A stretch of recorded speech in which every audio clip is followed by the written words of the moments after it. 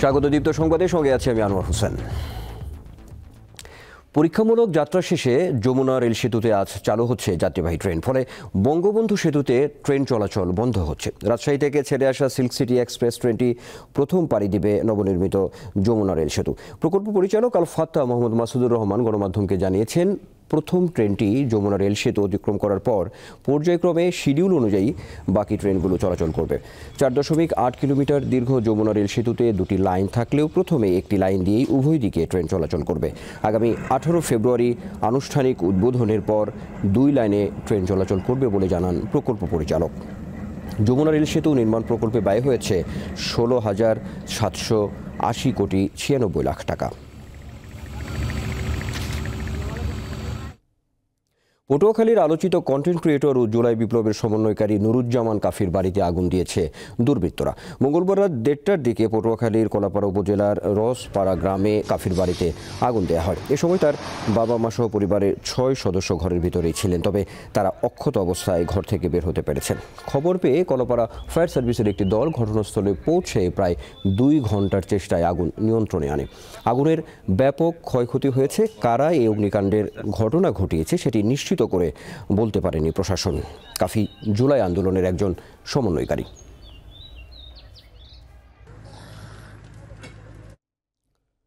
কুড়িগ্রাম সীমান্তে পতাকা বৈঠকের পর নোম্যান্স ল্যান্ড থেকে সিসি ক্যামেরা খুলে নিয়েছে বিএসএফ। কুড়িগ্রামের দক্ষিণ বাঁশজানি সীমান্ত গ্রামে দুদেশের সীমান্ত রেখা ঘেঁষে ভারতের নোম্যান্স ল্যান্ডে গাছের উপরে লাগানো সিসি ক্যামেরাটি খুলে নেওয়া হয়েছে। মঙ্গলবার দুপুরে ভুরঙ্গমারী উপজেলার দক্ষিণ বাঁশজানি গ্রামে বাংলাদেশের নোম্যান্স ল্যান্ডে অবস্থিত আলমগীর হোসেনের বাড়ির আঙিনায় সকাল 11টা থেকে দুপুর 12:30 পর্যন্ত 1.5 ঘন্টা স্থায়ী পতাকা বৈঠকে এই সম্মতি জানায় বিএসএফ। বৈঠকে বিজিবির পক্ষে কুড়িগ্রামস্থ 22 বিজিবি ব্যাটালিয়নের অধিনায়ক লেফটেন্যান্ট কর্নেল মোহাম্মদুল হাসান এবং বিএসএফ এর পক্ষে 162 বিএসএফ ব্যাটালিয়নের কমান্ডেন্ট অনিল কুমার মনুস নেতৃত্ব দেন। এর আগে রোববার রাতে বিএসএফ অতি সংগোপনে আন্তর্জাতিক সীমানা পিলার 978-এর 9S সাব পিলারের পাশে ভারতের নোম্যান্স ল্যান্ড গাছের উপর সিসি ক্যামেরাটি লাগায়। এই ঘটনাকে কেন্দ্র করে সোমবার দিনভর বিজিবি এবং বিএসএফ এর ক্যাম্প এবং কোম্পানি কমান্ডার পর্যায়ে কয়েক দফা তাৎক্ষণিক পতাকা বৈঠক হলেও সুরাহা না হওয়ায় মঙ্গলবার ব্যাটালিয়ন কমান্ডার পর্যায়ে বৈঠকটি অনুষ্ঠিত হয়।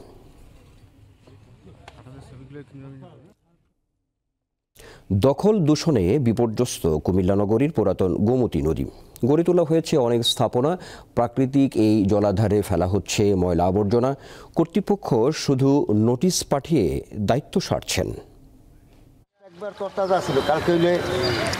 কুমিল্লা শহর ঘেঁষে বয়ে গেছে গোমতী নদী। একসময় বর্ষায় বন্যায় এর প্রবাহ বৃদ্ধি পেলে বাঁধ ভেঙে শহর তলিয়ে যাওয়ার আশঙ্কায় থাকত স্থানীয়রা।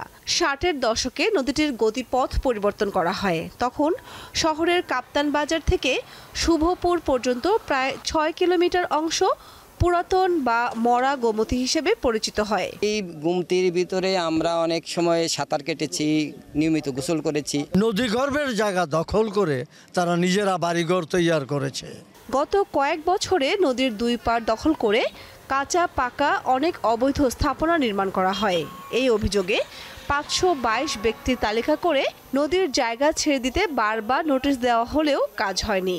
অব্যাহত আছে দখল দূষণ। অবৈধ দখলদারের কারণে পরিবেশটা খুব নোংরা অবস্থায় চলে গেছে। নদী দূষণমুক্ত তো হয়েছে, দখল হয়েছে। পয় নিষ্কাশনের লাইনটা কুমিল্লা এই গোমতী নদীর এই নদীতে দিচ্ছে। মশার আক্রান্তে আমরা খুব জলযুক্ত অবস্থায় আছি। ময়লা মুক্ত করে আমাদের নদীর পাড়ের মানুষকে স্বাস্থ্যসম্মত বেঁচে থাকার অধিকারটা আমাদেরকে ফিরিয়ে দেন। পুরাতন গোমতী নদী সহ কুমিল্লা নগর এলাকার বহুমাত্রিক উন্নয়নের জন্য 2021 সালের ডিসেম্বরে একনেক সভায় 1.5 কোটি টাকার একটি প্রকল্প অনুমোদন হয়। পানি উন্নয়ন বোর্ডের সাথে কথা বলে ওনাদের এনওসি নিয়ে আমরা অগ্রসর হব। আমাদের প্রজেক্টের মেয়াদ আরও 1 বছর বেড়েছে। আশা করি এই প্রকল্পের বিশেষ করে এই কম্পোনেন্টের একটা ফিজিক্যাল অ্যাপিয়ারেন্স আমরা দেখতে পাবো। গোমতীর অনেকটা অংশ কচুরিপানা ও আবর্জনায় ভরে আছে। নষ্ট হচ্ছে নদীর পানি, ফলে স্বাস্থ্য ঝুঁকির মধ্যে আছেন 2 পাড়ের বাসিন্দারা। দীপ্ত বার্তাকক্ষ।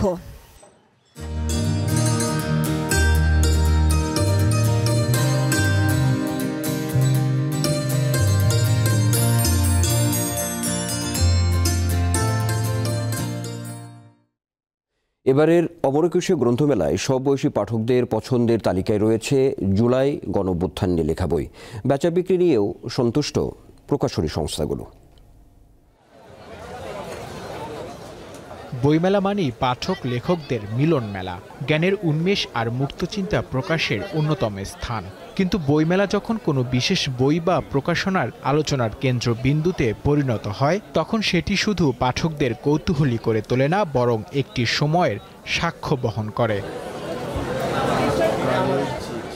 দেশের ইতিহাসে জুলাই গণঅভ্যুত্থান গুরুত্বপূর্ণ একটি অধ্যায়। জনগণের কাছে এটি সংগ্রামের প্রতিচিত্র। জুলাই গণঅভ্যুত্থানের পটভূমি, কারণ, প্রভাব, গণমাধ্যমের ভূমিকা ও পরবর্তী রাজনৈতিক পরিবর্তন নিয়ে লেখা বইগুলো এবারের বইমেলায় পাঠক ও দর্শনার্থীদের কাছে বিশেষ গুরুত্ব বহন করছে বলে জানিয়েছেন প্রকাশকরা। ফ্যাসিজমের উপরে গ্রাফিকের একটি বই বেরিয়েছে, আরও একটি বই, আরও 3টা বই কাল পরশু চলে আসবে। এর উপরেই বিপ্লবের উপরে যে বইগুলো, এই বইগুলো ভালো বিক্রি হইতেছে।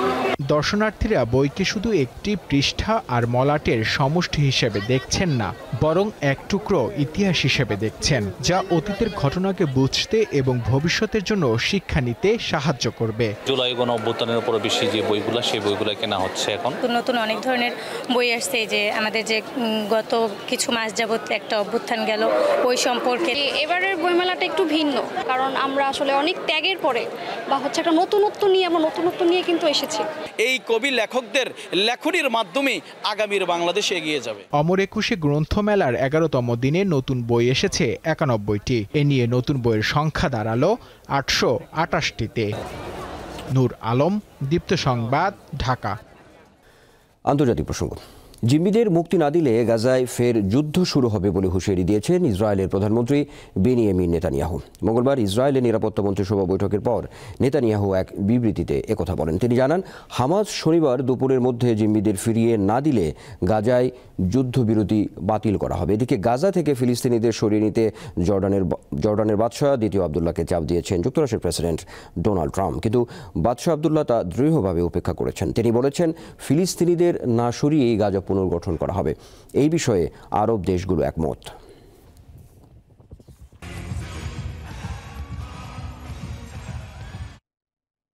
স্পেনের ক্যানারি দ্বীপপুঞ্জের বিভিন্ন উপকূল থেকে 389 জন অবৈধ অভিবাসীকে উদ্ধার করা হয়েছে।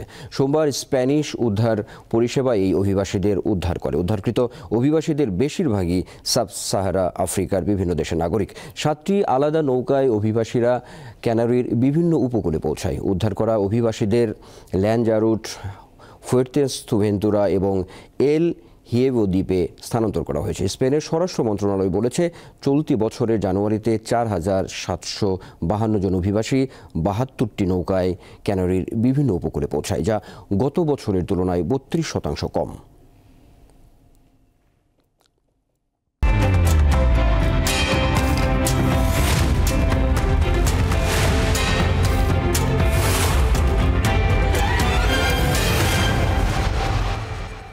দর্শক, এবার জানাবো এক নজরে দৈনিক পত্রিকা থেকে প্রধান শিরোনাম। শুরুতেই আমার হাতে আছে প্রথম আলো। প্রথম আলোর প্রধান শিরোনাম হচ্ছে, হাসিনার বিরুদ্ধে গুরুতর মানবাধিকার লঙ্ঘনের প্রমাণ পেয়েছে জাতিসংঘ। জাতিসংঘ তথ্যানুসন্ধান দলের প্রতিবেদন 1 জুলাই থেকে 15 আগস্টের ঘটনা বিশ্লেষণ করে প্রতিবেদন চূড়ান্ত করেছে OHCHR। 127 পৃষ্ঠার প্রতিবেদন আজ প্রকাশ করা হবে। একই সঙ্গে আমরা দেখতে পাচ্ছি যে দৈনিক প্রথম আলোর অন্যতম আরেকটি প্রধান শিরোনাম হচ্ছে, দুর্নীতির বৈশ্বিক তালিকায় বাংলাদেশ 14তম, দুর্নীতির ধারণাসূচক প্রকাশ। আমার হাতে আছে দৈনিক সমকাল। দৈনিক সমকালের প্রধান শিরোনাম হচ্ছে, শেখ হাসিনার নির্দেশেই নির্বিচারে গুলি। জাতিসংঘ প্রতিবেদন প্রকাশ আজ, খুঁজে পেয়েছে মানবতা বিরোধী অপরাধ। এমন একটি বিশদ খবরকেই প্রধান শিরোনাম করেছে দৈনিক সমকাল। একই সঙ্গে রাজনৈতিক স্বার্থে প্রতিষ্ঠান ব্যবহার বাড়ছে দুর্নীতি, টিআইয়ের প্রতিবেদন, এমন খবরকেও তারা অন্যতম প্রধান শিরোনাম করেছে। সেই সঙ্গে দুর্নীতিগ্রস্ত দেশের তালিকায় বাংলাদেশ 14তম, চাক্ষুষ প্রমাণেও পদক্ষেপ নেয়নি আওয়ামী লীগ সরকার, এমন তথ্য উঠে এসেছে। সরকারি প্রকল্পে কেনাকাটায় সবচেয়ে বেশি দুর্নীতি, লোক বদলে এখনও চলছে দখলদারি, চাঁদাবাজি, এমন তথ্য এসেছে। আমার হাতে আছে দৈনিক ইত্তেফাক। দৈনিক ইত্তেফাকের প্রধান শিরোনাম হচ্ছে ট্রাইব্যুনালে জুলাই আগস্ট গণহত্যার মামলা, অক্টোবরের মধ্যে ৩-৪টি মামলা রায় হতে পারে, এমন খবরকেই তারা প্রথম পাতায় ছেপেছে। একই সঙ্গে ৬ দফা দাবিতে শহীদ মিনারে অবস্থান চাকরিচ্যুত বিডিআর সদস্যদের, এমন একটি কভার ফটোকে সামনে এনেও অন্যতম প্রধান শিরোনাম করেছে দৈনিক ইত্তেফাক। আছে প্রতিশোধের চক্র ভেঙে শান্তির ক্ষেত্র তৈরি করতে হবে প্রধান উপদেষ্টা, নির্বাচন অবাধ অন্তর্ভুক্তিমূলক হওয়া উচিত, মার্কিন সার্চ দ্য অ্যাফেয়ার্স। অর্থাৎ প্রধান উপদেষ্টার সঙ্গে মার্কিন সার্চ দ্য অ্যাফেয়ার্সের বৈঠকের পর এমন মন্তব্যকেই তারা অন্যতম শিরোনাম করেছে। আমার হাতে আছে দৈনিক আজকের পত্রিকা। আজকের পত্রিকার প্রধান শিরোনাম হচ্ছে ভোটের খরচ ৬,০০০ কোটি টাকা, আগামী জাতীয় নির্বাচন, জাতীয় স্থানীয় নির্বাচন অনুষ্ঠানের জন্য ৯,৪৮২ কোটি টাকা ব্যয়ের পরিকল্পনা ইসির। একই সঙ্গে প্রতিষ্ঠানটিতে অর্থের ঘাটতি আছে ৮,৫৭৮ কোটি টাকা। ঘাটতি পূরণের 3টি প্রকল্পের টাকা থেকে থোক বরাদ্দ চায় নির্বাচন কমিশন। অন্যতম একটি শিরোনাম আছে আজকের পত্রিকায়, সেটি হচ্ছে হাসিনা সহ শীর্ষকর্তাদের মামলার রায় অক্টোবরে, জুলাই গণহত্যা। ট্রাইব্যুনালে 16টি মামলা, 4টির তদন্ত কাজ এ মাসেই শেষ হচ্ছে। অক্টোবরের মধ্যে পাওয়া যাবে 3-4টি মামলার রায়। প্রত্যাহার হচ্ছে 16,500 গায়েবী মামলা। ডক্টর আসিফ নজরুল আইন উপদেষ্টার এমন একটি সংবাদ সম্মেলন করেছেন, সেটিকেই অন্যতম শিরোনাম করেছে আজকের পত্রিকা। আছে ফিক্সিং কাণ্ডে 5 বছর নিষিদ্ধ নারী ক্রিকেটার, এমন খবরকেও সামনে এনেছে আজকের পত্রিকা। সেই সঙ্গে অস্বস্তি কাটাতে রাজনৈতিক পর্যায়ে বৈঠকে আগ্রহ বাংলাদেশ ভারত সম্পর্কে, এমন একটি বিশেষ প্রতিবেদনও রেখেছে প্রথম পাতায়। আচ্ছা, আমার হাতে দৈনিক যুগান্তর। দৈনিক যুগান্তরের প্রধান শিরোনাম হচ্ছে বাংলাদেশ প্রসঙ্গে টিআই প্রতিবেদন 2024, বাংলাদেশের অবস্থান 14তম, দেশ থেকে অর্থ পাচার বাড়ছে। অর্থাৎ গত 13 বছর কর্তৃত্ববাদী সরকার মুখে দুর্নীতির বিরুদ্ধে কথা বললেও বাস্তবে দুর্নীতিকে প্রশ্রয় দিয়েছে, এমনকি দুর্নীতির কাজে সহায়তা ও অংশগ্রহণ করেছে, এমন টিআইবির নির্বাহী পরিচালক ডক্টর ইফতেখারুজ্জামানের যে মন্তব্য, সে মন্তব্যকেও সামনে রেখেছে দৈনিক যুগান্তর। তো দর্শক, এই ছিল আমার হাতে থাকা দৈনিক পত্রিকাগুলো থেকে প্রধান প্রধান শিরোনাম। দর্শক, এই ছিল এখনকার মতো। আমাদের পরের সংবাদ দুপুর 12টায় দেখার আমন্ত্রণ রইল। আর সর্বশেষ তথ্য বিনোদনের সব খবর জানতে আপনিও যুক্ত থাকুন দীপ্ত ডিজিটাল প্ল্যাটফর্মগুলোতে। ধন্যবাদ সবাইকে।